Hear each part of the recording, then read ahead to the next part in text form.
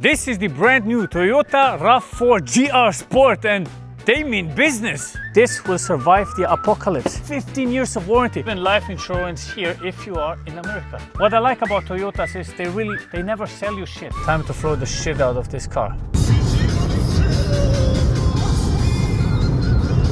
I got the keys to the RAV4 GR Sport, which is one of the greatest cars Toyota has ever built and one of their best sellers across multiple continents. And now we have it here in Switzerland. And look at it.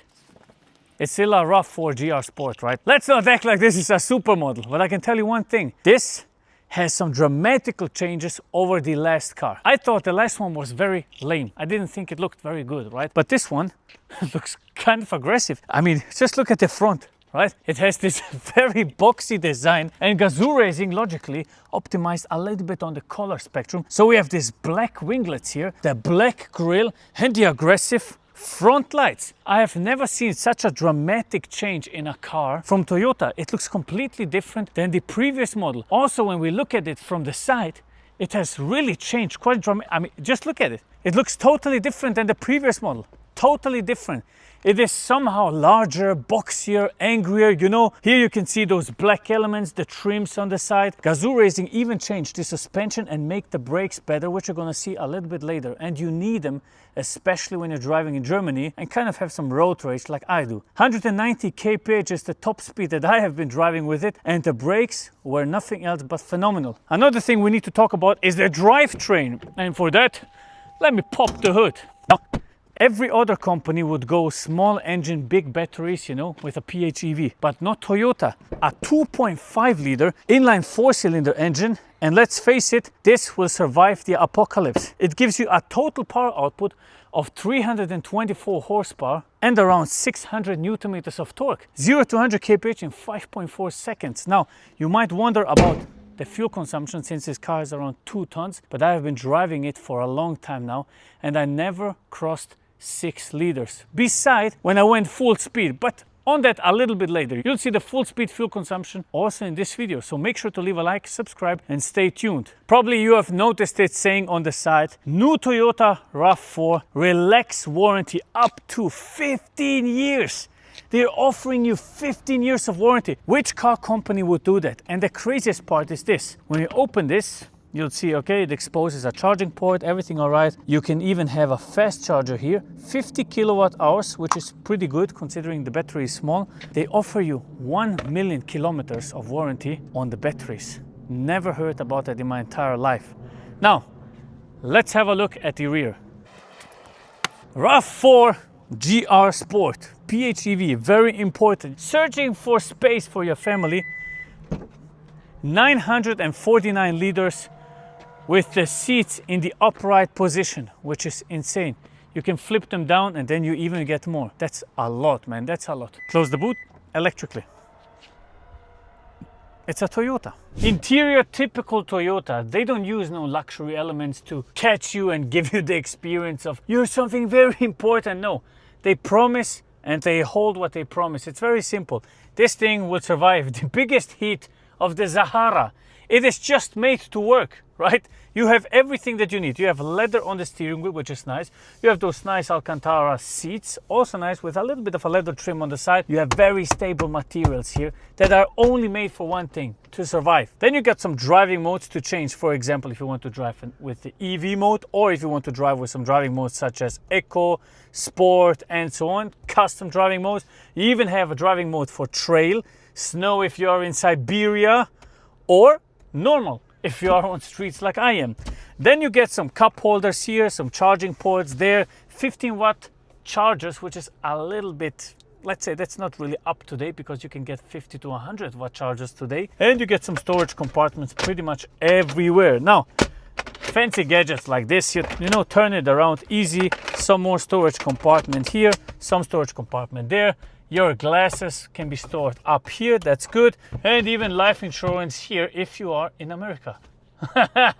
Seat position for an adult in the rear, pretty good, right? Don't expect it to be a limousine, but still. Look at that, I have plenty of knee space, plenty of headroom, and most of the time your kids are going to drive here.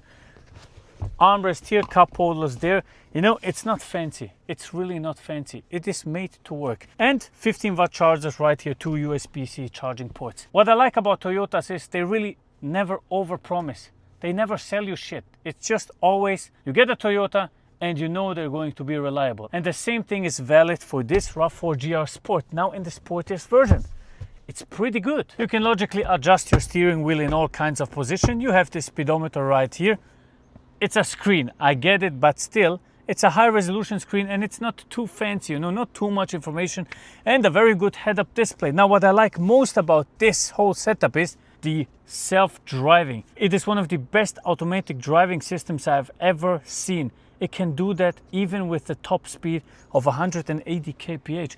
You just press this button, man, it's doing everything itself. And then logically you get some electric seats, and that's as far as it gets when it comes to fancy stuff.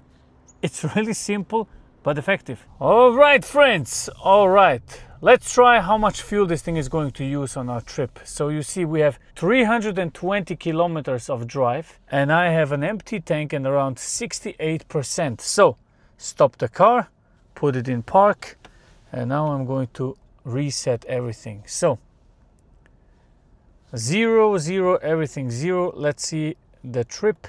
All right, so 2,371 kilometers, everything reset. Let's see how much this thing uses while going full speed. Sometimes I'll go full speed, I don't care, full speed. We need to arrive as fast as possible. Okay, filling this thing up with 95, no diesel, nothing, RAV4. So it's not a bad looking car. PHEV, you have seen the batteries at 67%, so nothing filled up. I think it's a good looking car, okay? It's certainly not a super model, but I think the front looks pretty cool, especially when you look at it from a little bit above. It has good vibes, you know. The previous model was really lame. I think it was lame. This one with the black and gray combination, I'm pretty happy about it. Oh, look at that. Only 40 liters went in. As always, to the first click, otherwise we can't really prove if it was good or not. And now, this is something very sad, you know. All of the new car manufacturers are building, they're building some, let's say, cheap. This is really cheap, you know, and everybody's doing that. You know, the tank cab used to be something very beautiful you put in your hands, but I guess it's just the overall cost. That's why you can buy this car for around 50,000, you know, and it's still a great car. They need to save a little. That's it. Okay, got the stracciatella ice cream here. Let's have a look. Everything reset to 0. Tank is full. It hasn't calculated how many kilometers we can drive with it, but we will see ourselves. 2,371 on the speedometer. Let's begin. It switched to 800 kilometers of reach, so yeah, let's find out if there's any truth behind it. Yeah. All right, friends, we have been driving for, let's see, 110 kilometers. 1 hour and 3 minutes is what it took, and we're currently at a fuel consumption of 5.4 liters. So I've been driving in HV mode, which means it's changing from the hybrid to the battery sometimes, but that's it. 5.4 liters. Now, since I have 2 hours left to drive, okay, let's check how it's around 230 kilometers that we have left to drive, and we arrived in Germany. We won't be making anything with fuel consumption anymore. All right, so the next step is to absolutely floor it. Top speed, you were asking? We're about to find out. Easy. 5.4 liters. Yep, that's it. And driving, zack, for around 111 kilometers. Germania. Time to floor the shit out of this car. This doesn't have the but it has the so sports mode. Let's go. Okay, 140, 150, 160, 170, 180, and I swear that's it. 188 top speed. A little bit disappointing, I'll be honest. A little bit disappointing. I thought it would go at least 210. That's a little bit disappointing, man. Anyway, hopefully we can make it in an hour then.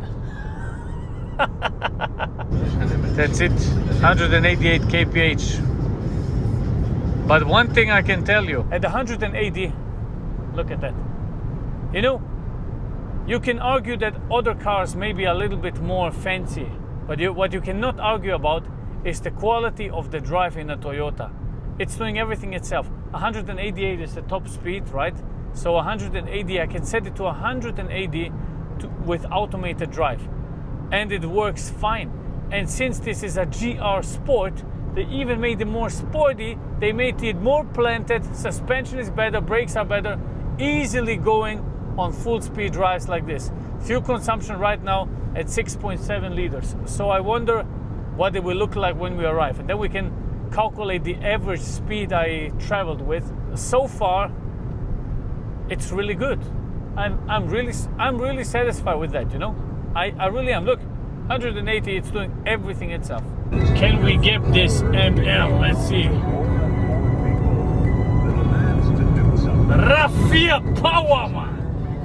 RAV4. All right, friends, just as I told you, we arrived. It's 9:30. Okay, so it took us 2 hours and 30 minutes to drive 313 kilometers. I think I've been full throttle for around 30 minutes, no joke, like I was just flooring it. So let's have a look at the speedometer. 2 hours and 30 minutes, 313 kilometers, and I mean really top speed all the time. 50% of speed of battery life left. I believe we started with 60, and 9.2 liters of fuel consumption. Now it has went a little bit below half. So yeah, I will have to check what that means once we arrive and I fill the car up tomorrow. So we will see exactly how much went in. I mean, you have been with me the whole drive. Basically, we really floored it. Like, we floored it all the time. 9.2 liters for an over 2-ton car, full throttle on the Autobahn. I mean, this is an aerodynamic brick, right? It's really not that bad, but let's see tomorrow when we fill up how much it actually used. Okay, friendos, we have been driving for 377 kilometers. So I wonder how much is actually going in. Let's have a look quickly. Let's have a quick look. Okay, we are a little bit over 1/4, all right? So let's see how much fuel went in, and then we can calculate how much it actually used. Just bear in mind, we were full throttle with this thing for around 1 hour. So let's see how much is going in. That was it. They clicked at 34 liters. 34 liters, 377 kilometers of full throttle drive. That means this 2.5-ton ship here has used around 9 liters to 100 kilometers when going full throttle all the time. So that's quite decent. I wouldn't say it's phenomenal, right? But every diesel would do that. All right, friends. Now, to be clear, when I drove in Switzerland 120 to 130 kph average speed, it was showing a fuel consumption of 5.6 liters. All right, so logically, when you're pushing it to 190 kph for 1 hour, it's going to use more fuel because it's not really aerodynamic. It's an SUV, but still, I mean, still pushing it, generating, it's a PHEV. Okay, so it's generating the electricity with the engine to help the battery charge and actually move the engines, right? So I think that's quite okay.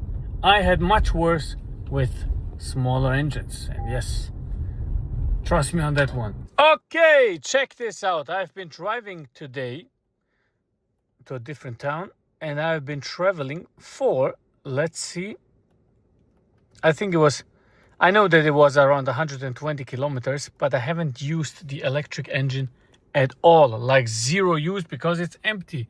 And look at the fuel consumption, 6.7 liters to 100 kilometers on a car that weighs over 2 tons. Now the thing is, I've been driving around 135 all the time. There was a little bit of traffic, so it doesn't use that much fuel. Overall, I'm very satisfied. I've been testing this thing for around 2,000 kilometers now, and everything just works fine. I've been traveling 500 kilometers with it on one go. Nothing major, nothing broke. Everything is good. It's just what a Toyota should be. A car you don't have to worry about.